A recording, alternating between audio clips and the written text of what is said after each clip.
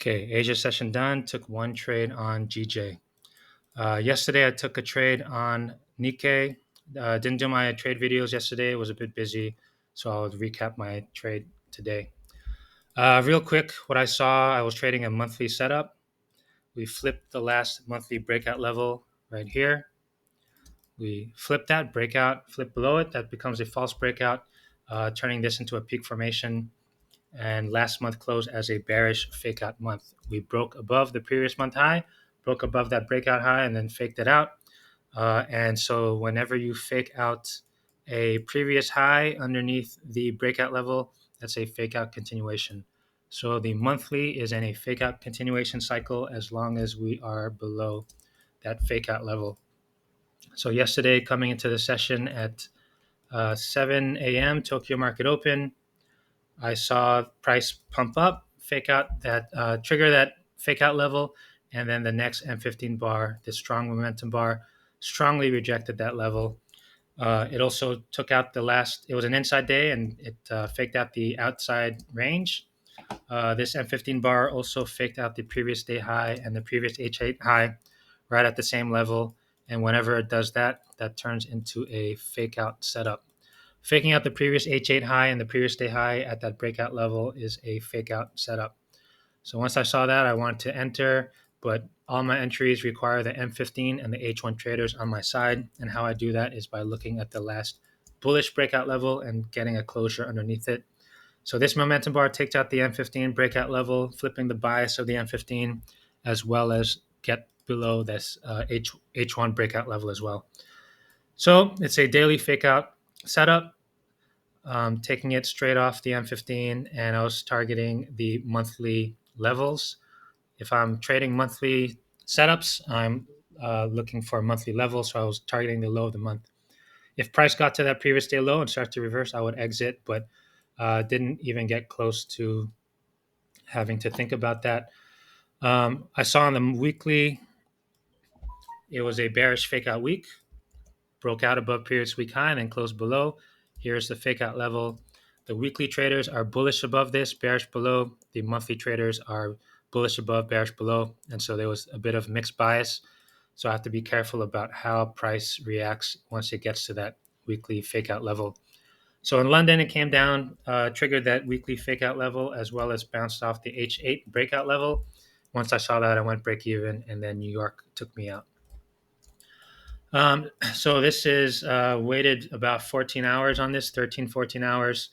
I don't sit around watching my trades, so I was okay holding on to this. It never feels good having a break-even result after waiting for so long. I gave back about 1 hour, but that's just how trading is. And still happy with the setup, happy with the management, and that is it. So break even yesterday on Nikkei, and then today was looking for the same setup. It's a bearish fake out day. Was looking for sells below this fake out level. This bar popped up, faked out the H8 high as well as the range, yesterday's range, daily range. Faked out the H4 high on this bar, and also took out the M15 breakout level, turning it bearish. Last thing I need is the H1. I always want M15 and H1 to be aligned whenever I take a trade. And here's the H1 breakout level. Asia session never got below that, so there was no trades for me. Now, technically, I also look for the fake out of a previous peak. That's the first sign of a reversal, faking out the previous peak, but the reversal is not confirmed until it gets below that breakout level. So I could have taken it straight off the M15 closure below that breakout level on the the peak fake out on the H1, but I did not want to trade right into this H1 breakout level. This is a move I would take in New York, but in Asia I'm more conservative, so did not take that one. So no trades on Nikkei today. The one I traded was GJ. So GJ pullback continuation and false breakout day. What that means is this last bullish breakout bar yesterday faked out the previous day high and then closed below that breakout level. Now it didn't close as a breakout bar. So if it doesn't close as a breakout bar, then there's still a chance that this the bias the market may still continue up. But once we go below, that's a false breakout, and I always look for a continuation of the move. So here's the last breakout level. So it's very similar to the Nikkei one, except this is on the daily instead of the monthly. Broke out above that, got below, and then faking out this H8 high right below that level is a fake out continuation. So on the chart, you have this breakout, breaking it out, faking out the previous day high here, turns the daily into a breakout reversal cycle. We're coming down. Once we get below that breakout level, turns into a false breakout. And then triggering the H4 low over here is a setup for a retracement. That's a fake out retracement setup. And then triggering the previous H8 high and staying below it underneath that breakout level is a fake out continuation. So this only happens after the peak is locked in. So here's your peak formation. Don't counter trade your peak formations. Was looking for a fake out continuation trade down. So these pullback continuation signal days, I'm always looking to take high of the day sells down to the previous day low as a first target, but the real target is the low of that structure. So the way that I entered this one, faked out the H8 high, took out the last M15 bullish breakout bar, as well as the H1 breakout bar, breakout level. This M15 bar did that, and that was all I needed to enter. Took straight off the M15, stop loss high of the day, targeting the low of that structure. So in Asia, I always suggest taking at least 2R trades. And the reason why is if you fake out the high, H8 high at the high of the day, there's a 33.3% chance that that high of the day is locked in Asia. And if you have a strategy win rate of 33.3%, you want to target at least 2R to become a break-even trader. So this was targeting 1R, but the thing with these, whenever, if you want to boost this number, what you're looking for is the hard time frame confluence. So I'm looking at signal days, fake out days, breakout days. I'm looking for breakout levels. I'm looking for which peak bias has been triggered.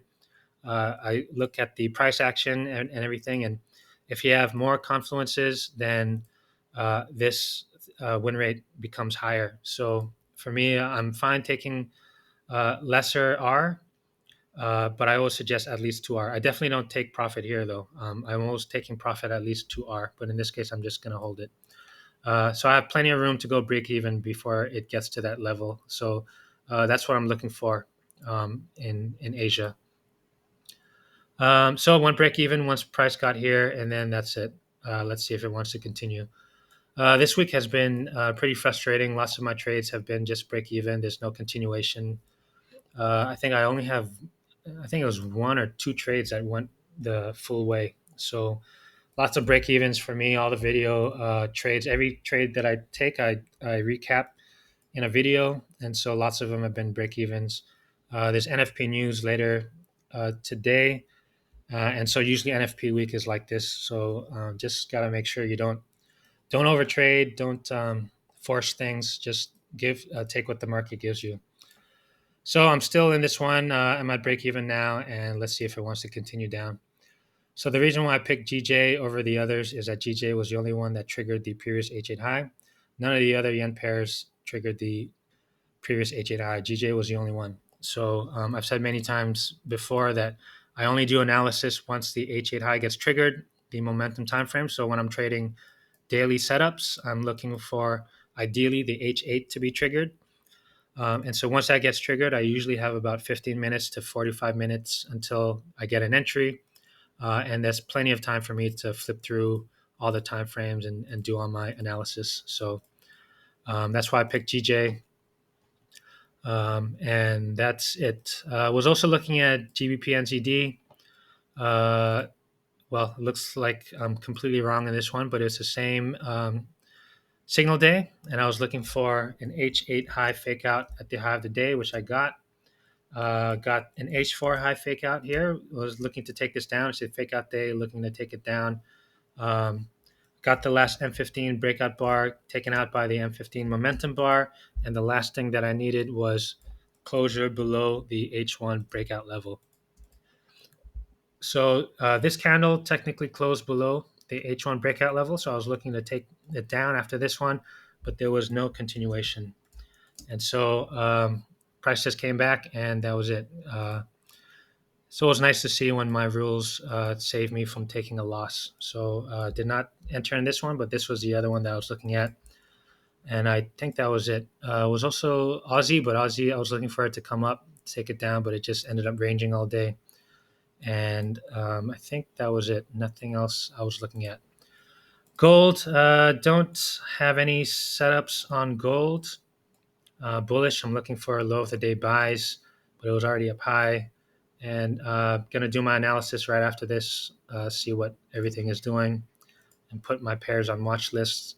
And that's it. Yeah. So no trade on Nikkei. I took one yesterday, break even, and then today I'm still in this one on GJ. I try not to make it a habit of closing my trades early. I really want to hold it for as long as I can. Um, and so if it comes up and takes me out, that's okay. It's I'll just be gone, break even, and I'll look for another setup to take it down again. Yeah, so that's it. Now, 20 minutes for London. Gonna do all my analysis on the London pairs.